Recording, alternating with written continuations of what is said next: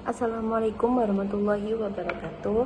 Kami dari kelompok 7 yang beranggotakan saya sendiri, Jingga Adelia, dan rekan saya Muhammad Yulianto, yang akan menyampaikan materi. Yang pertama ada pengertian perubahan sosial, yang kedua ada faktor penyebab perubahan sosial, yang ketiga ada dampak perubahan sosial, dan yang keempat ada dakwah sebagai inti studi perubahan sosial. Mari kita bahas. Pembahasan kita yang pertama adalah tentang pengertian perubahan sosial. Perubahan sosial juga dapat dilihat dari segi gejala-gejala terganggunya kesinambungan di antara kesatuan sosial. Walaupun keadaannya relatif kecil, perubahan ini meliputi struktur, fungsi, nilai, norma, pranata, dan semua aspek yang dihasilkan dari interaksi manusia, organisasi, atau komunitas, termasuk juga perubahan dalam hal budaya. Dengan demikian, perubahan sosial merupakan suatu perubahan menuju keadaan yang baru yang berbeda dari keadaan sebelumnya.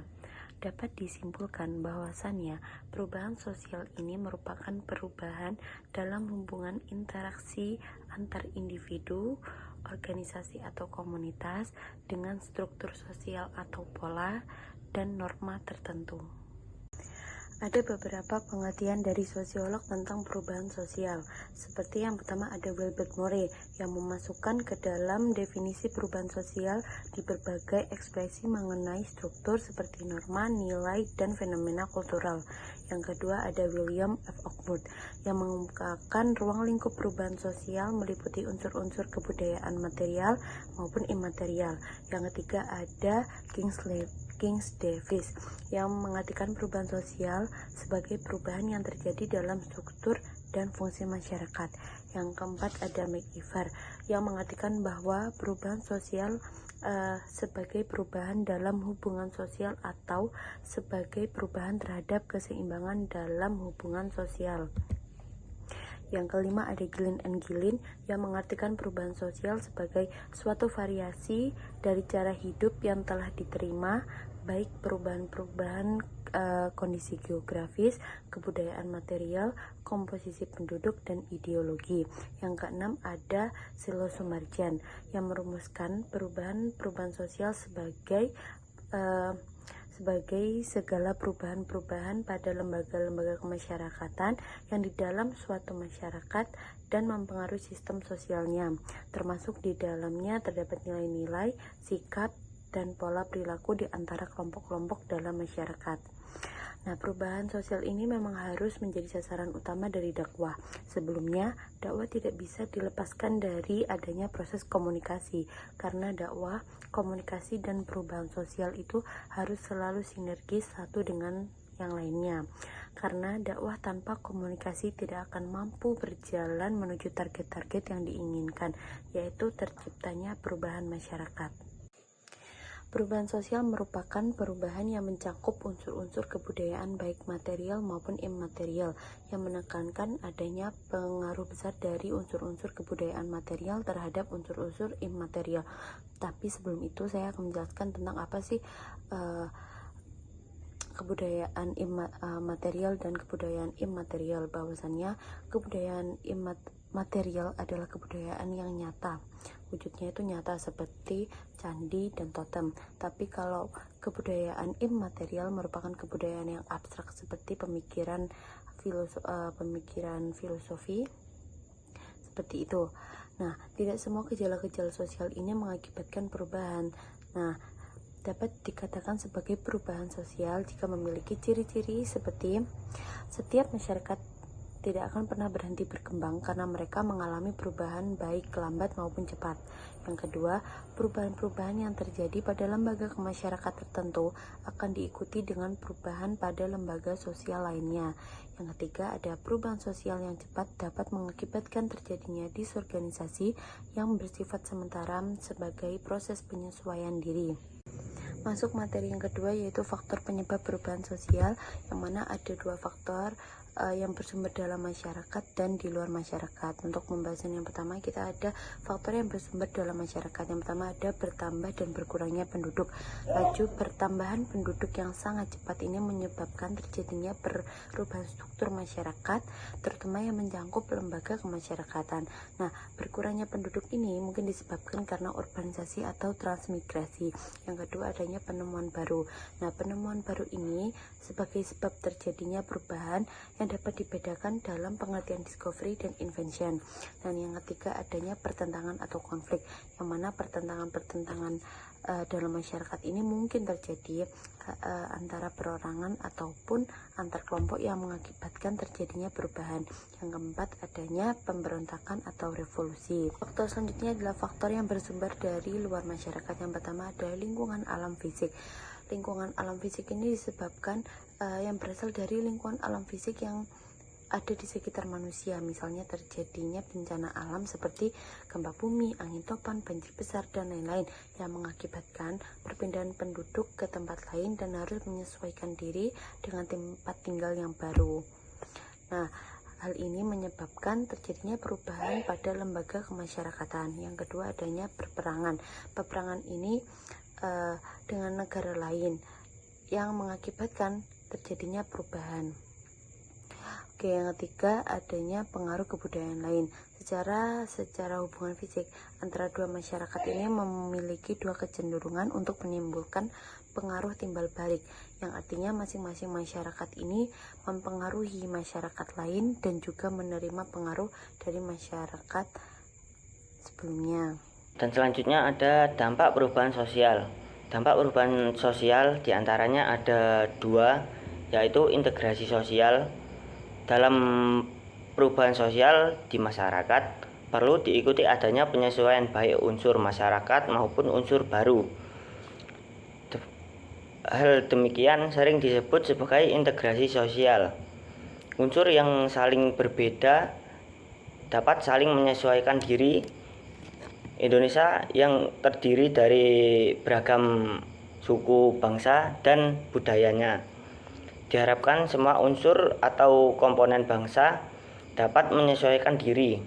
Oleh karena itu, akan menciptakan integrasi sosial atau integrasi nasional Indonesia. Contohnya, yaitu dalam menjaga kesatuan dan persatuan di setiap masyarakat yang ada di lingkungan rumah kita, diadakan ronda setiap malamnya dan juga gotong royong membersihkan lingkungan sekitar kita. Dan yang kedua ada disintegrasi sosial. Disintegrasi sosial sering diartikan sebagai proses terpecahnya suatu kesatuan menjadi bagian-bagian kecil yang terpisah satu sama lain, ataupun disintegrasi sosial adalah proses terpecahnya suatu kelompok sosial menjadi beberapa unit sosial yang terpisah satu sama lain. Proses ini terjadi akibat hilangnya ikatan kolektif yang mempersatukan anggota kelompok satu sama lain. Contohnya kayak tawuran antar sekolah, antar geng, antar kelompok kayak gitu.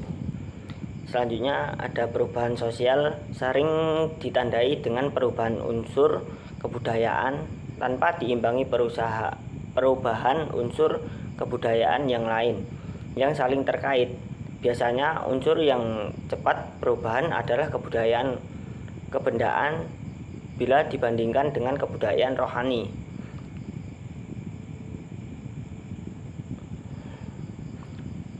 Dalam hal ini dapat ditemukan beberapa hal, yaitu yang pertama ada anomi. Anomi adalah keadaan kritis dalam masyarakat akibat perubahan sosial di mana norma atau nilai lama memudar, namun norma atau nilai baru yang akan diganti bentuk baru. Dengan demikian, hal yang kehidupan masyarakat seolah-olah tidak ada norma atau nilai.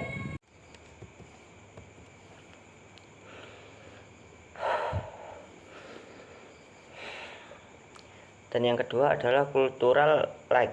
Menurut William F. Ogbrun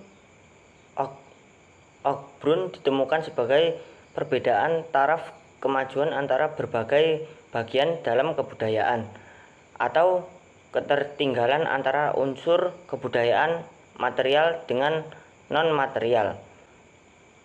Dan yang ketiga ada mestizokultur.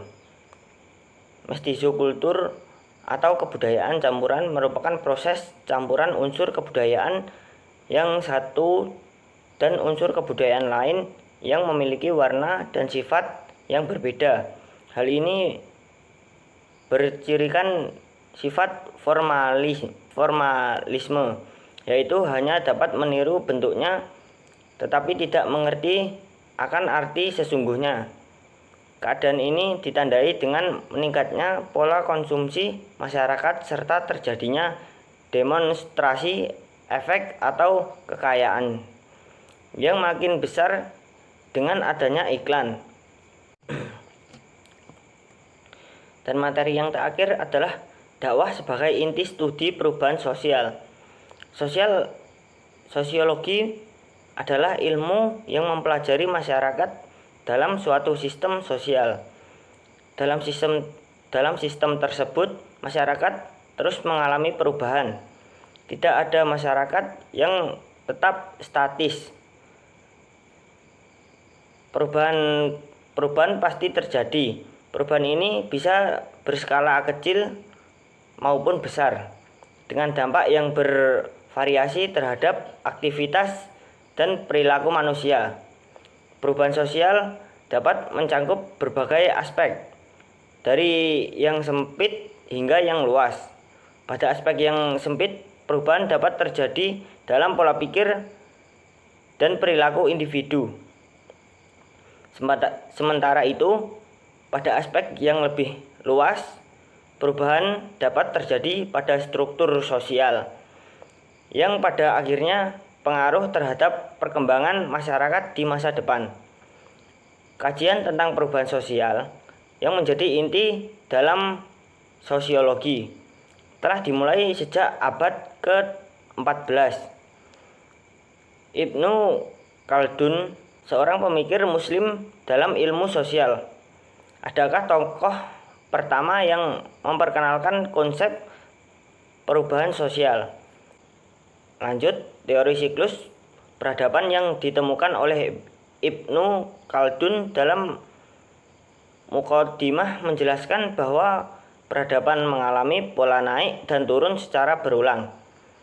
Ia berpendapat bahwa sebuah peradaban besar biasanya muncul dari kelompok masyarakat yang hidup dalam kondisi sulit, penuh perjuangan, dan memiliki solidaritas sosial. Ketika mereka berhasil membangun peradaban yang makmur, kemewahan dan kenyamanan justru membuat mereka semakin lemah dan kehilangan semangat perjuangan. Akhirnya, peradaban tersebut mengalami kemunduran dan diganti oleh peradaban baru yang lahir dari kelompok lain yang masih memiliki semangat perjuangan. Teori ini menjadi salah satu konsep penting dalam sosiologi sejarah, menunjukkan bahwa tidak ada peradaban yang adil karena semua akan mengalami siklus kebangkitan dan kejatuhan. Sekian presentasi dari kami kelompok 7 yang beranggotakan Muhammad Yulianto dan rekan presentasi kami Jingga Adelia. Mohon maaf. Wassalamualaikum warahmatullahi wabarakatuh.